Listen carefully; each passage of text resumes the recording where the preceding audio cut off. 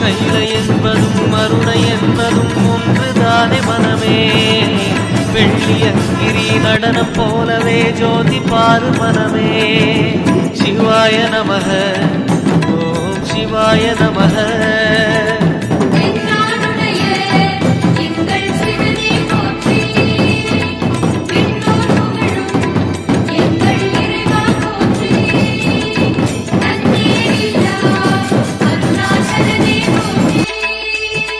சிவாய நமக ஓம் சிவாய நமக. சிவாய நமக ஓம் சிவாய நமக.